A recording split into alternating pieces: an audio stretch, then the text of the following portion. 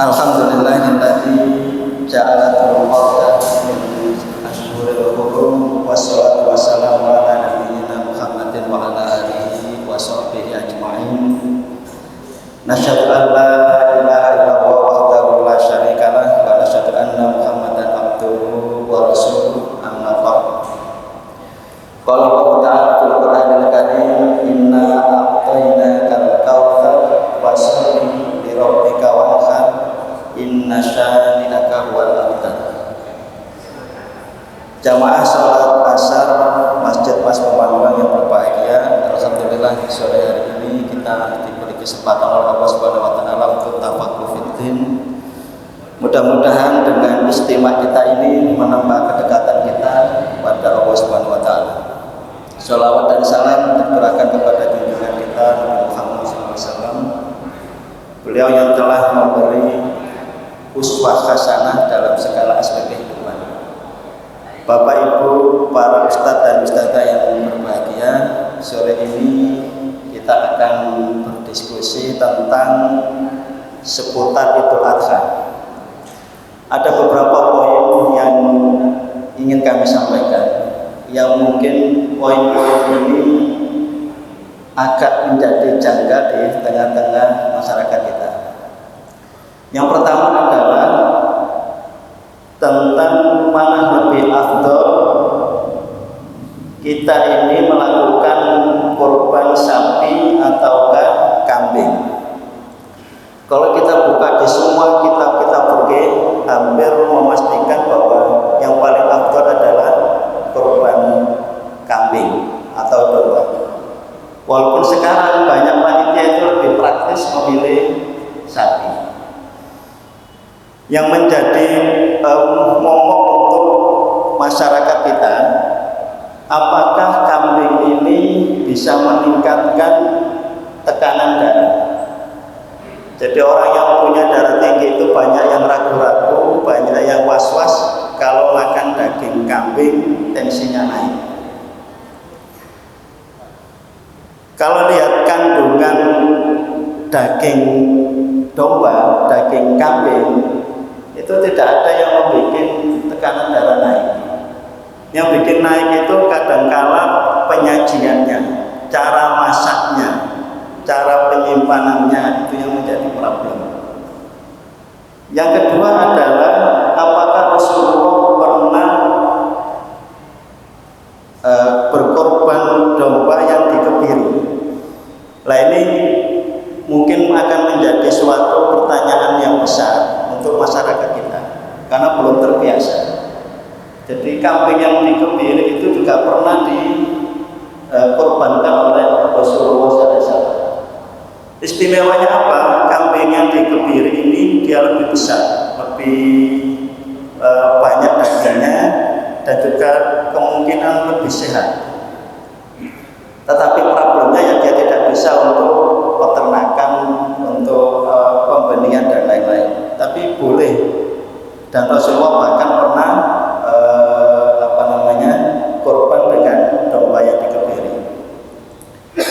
Yang ketiga adalah ini yang tugas para panitia yang penting adalah Rasulullah itu setiap kali kurban, daging yang pertama kali dimakan adalah kabet, hati.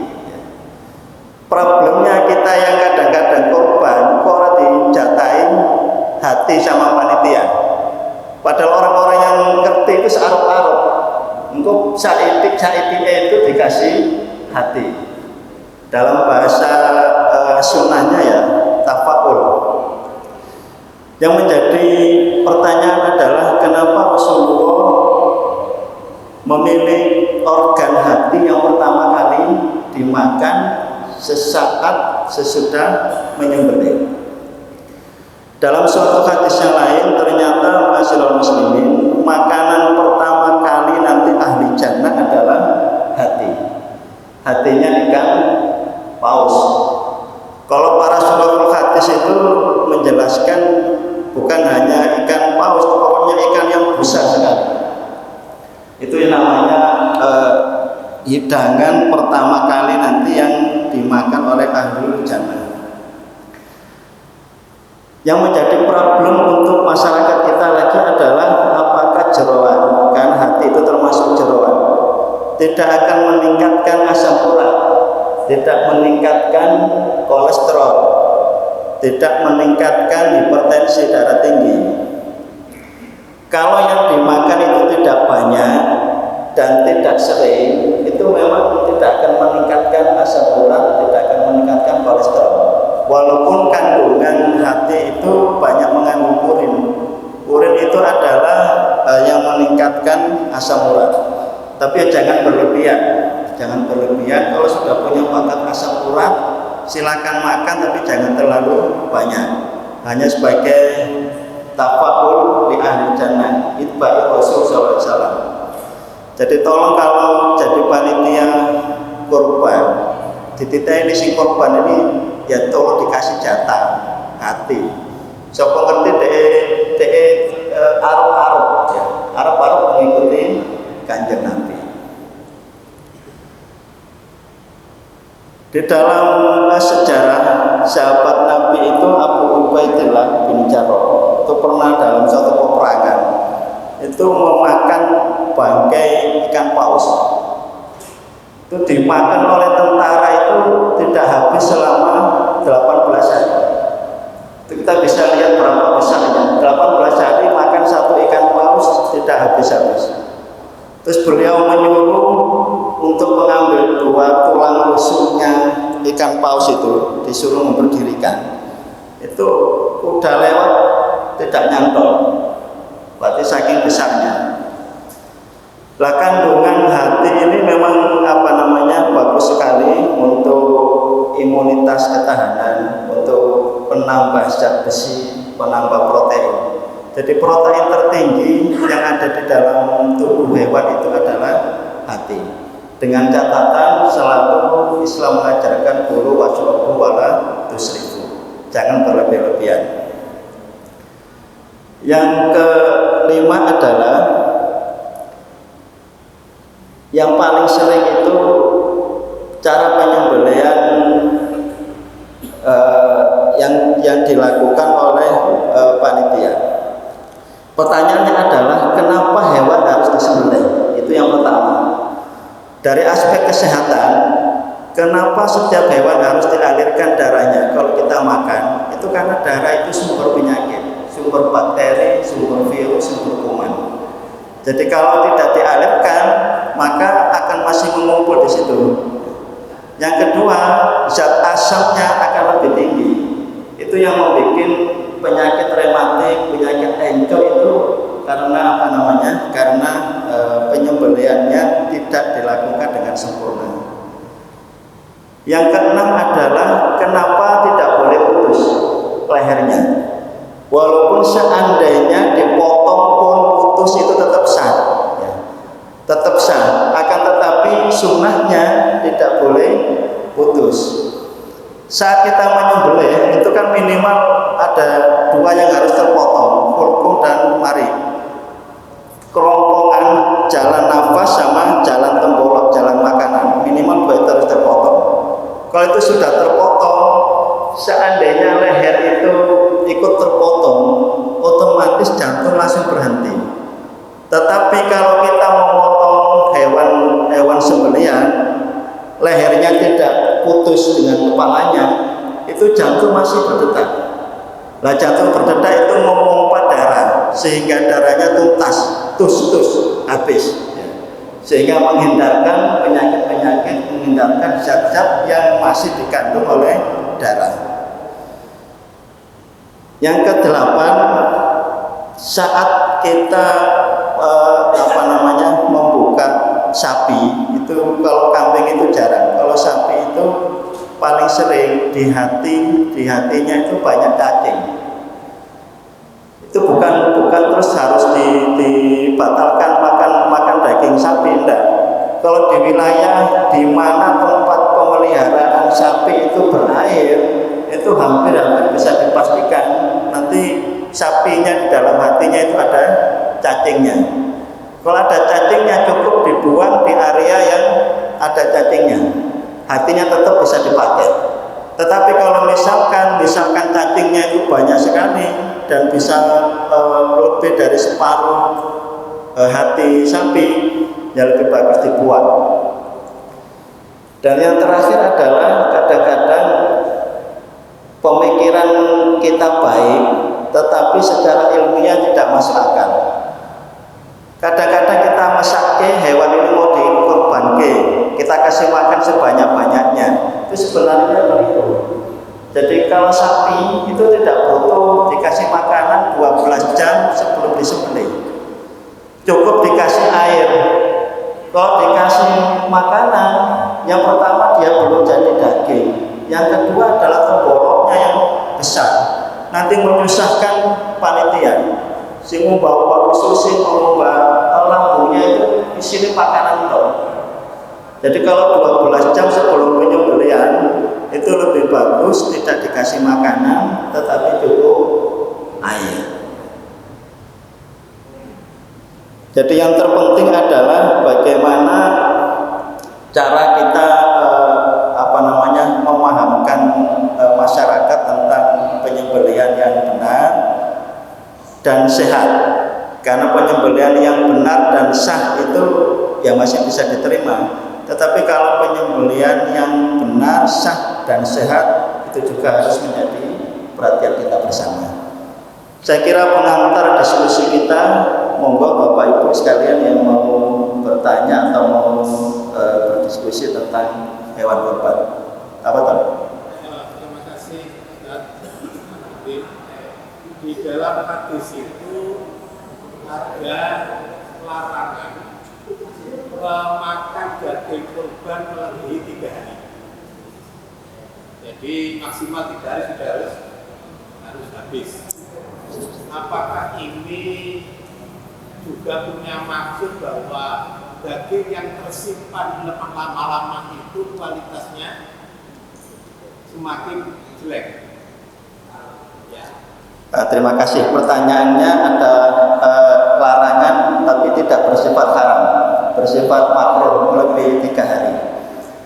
Apakah itu juga termasuk sesuatu yang akan mengganggu kesehatan itu ya?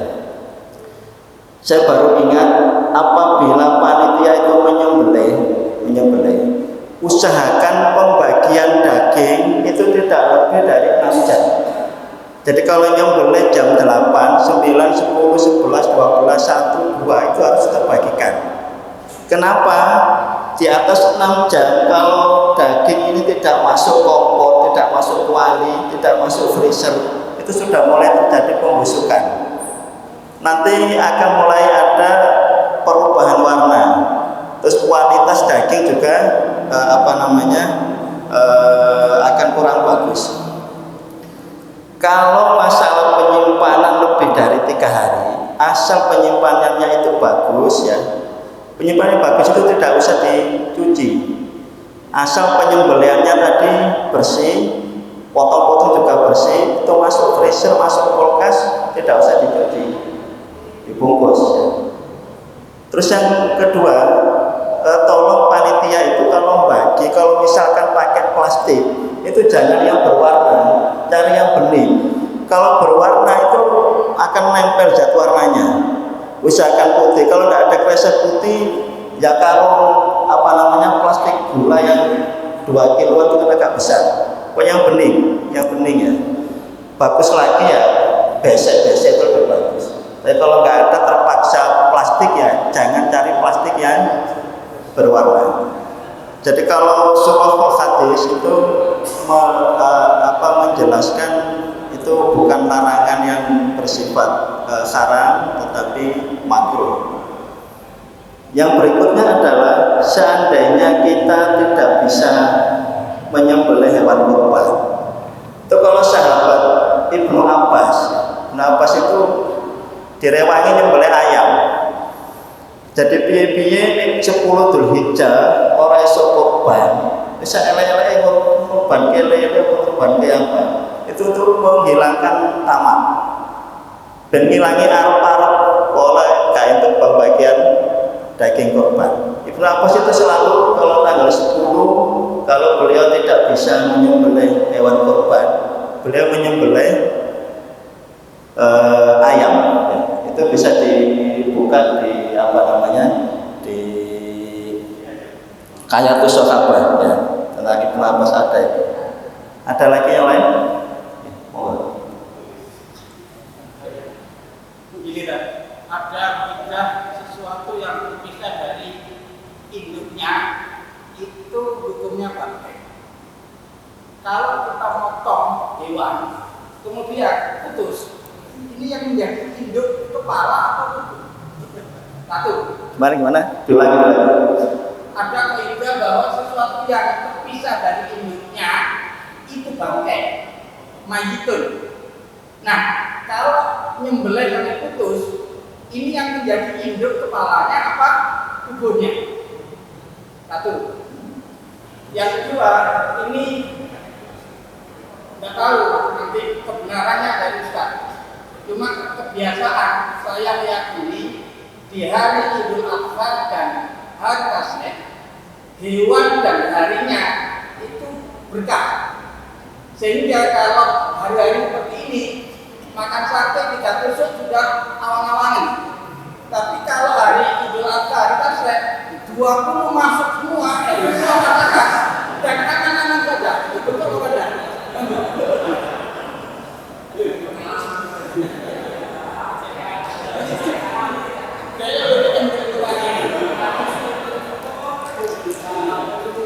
Kalau jenengan buka kitab Majmu', jadi kitab Majmu' itu syarah dari Muhadzab.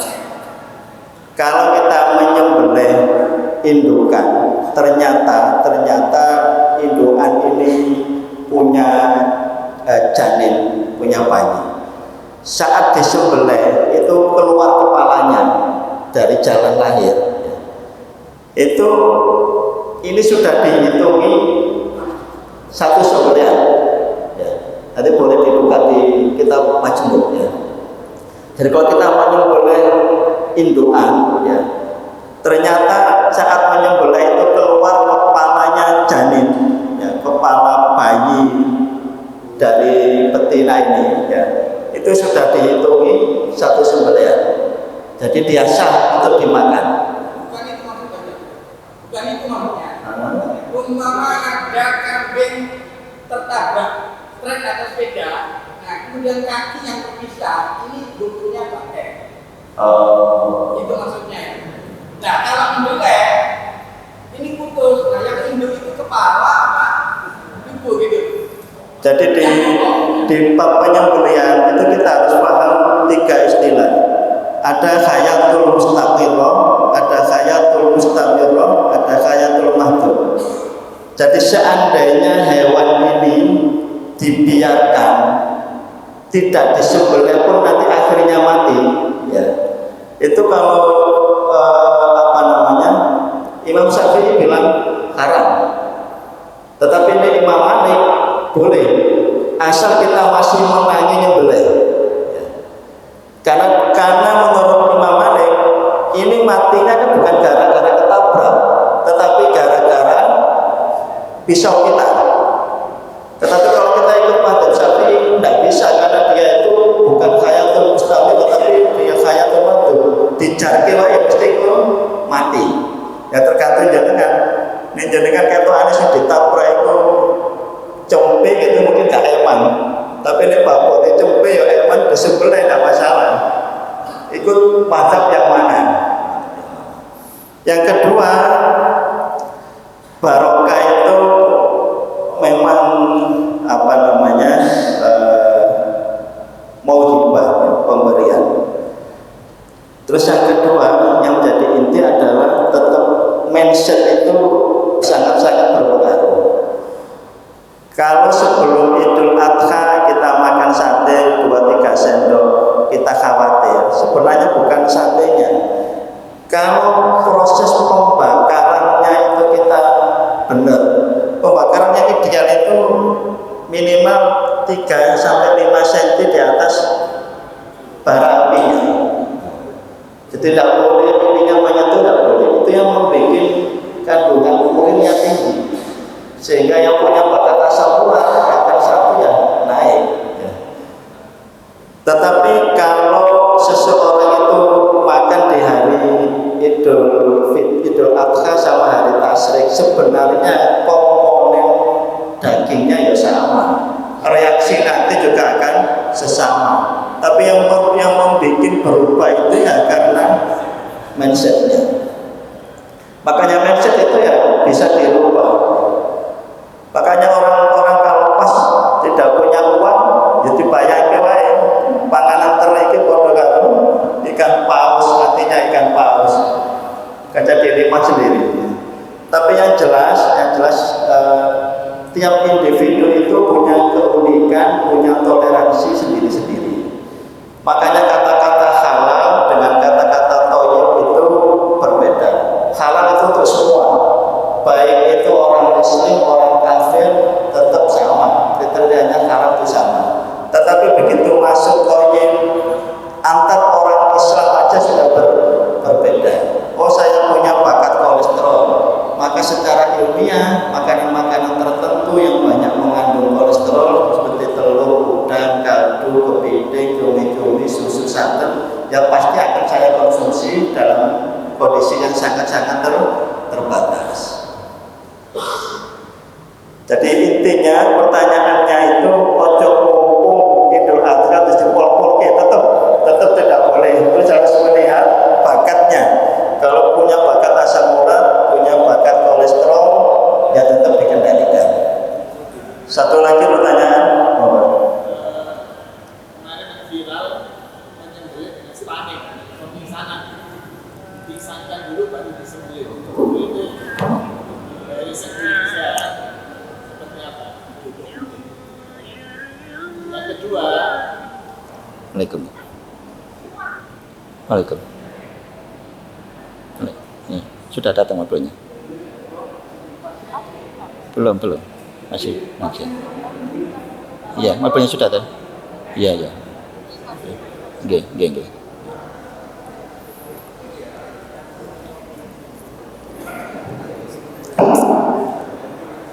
Oh enggak.